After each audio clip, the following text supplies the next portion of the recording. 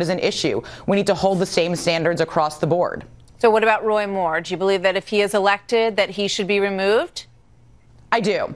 I think that the things that he is accused of, the things that he is accused of are so egregious, and he'll never be tried in a court of law because these were happening a long time ago. But everything that we see from the people around him to the parents of the women that he tried to date when they were teenagers, it's not like he's tried to deny any of this.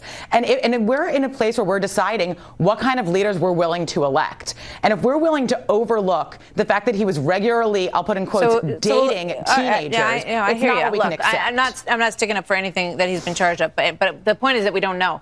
And that's a problem when we start sort of adjudicating these cases just, through the media. That's a bit of a problem. But, when you talk about the fact that one of the women in the affidavit with John Conyers said that her duties were to keep a list of women, this is in an affidavit, that I assumed he was having affairs with and call them at his request and, if necessary, have them flown in using congressional resources. So this is the tricky territory that we're in, Dana.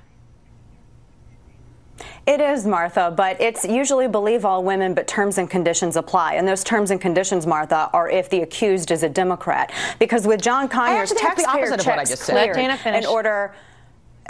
Yeah, I'm going to finish. Thank you, Martha. Taxpayer checks cleared for John Conyers. John Conyers was accused of firing women because they didn't give in to his sexual demands. And taxpayer funds were used to hide this. With Congressman Grijalva, here you had $48,000, over $48,000 of taxpayer funds that were used to shush up these victims. And taxpayers who are a party to this entire process are told to keep our noses out of it. So, yes, John Conyers needs to go. Congressman Grijalva needs to go. These individuals are supposed to be trusted with the power of the purse. We, the people, invest our trust in them, and they have proven to be unworthy of that responsibility and that trust. And the same standard should apply. And here we have a money trail. So, yes, the same standard applies. If they got to go, they have to go. And I would love to see the same people who are saying all of this stuff about Roy Moore apply these exact same principles, Martha, to Grijalva, to Conyers, and everywhere else. If Roy Moore had driven a woman and left her to drown in a pond, he'd be hailed as the Lion of the Senate.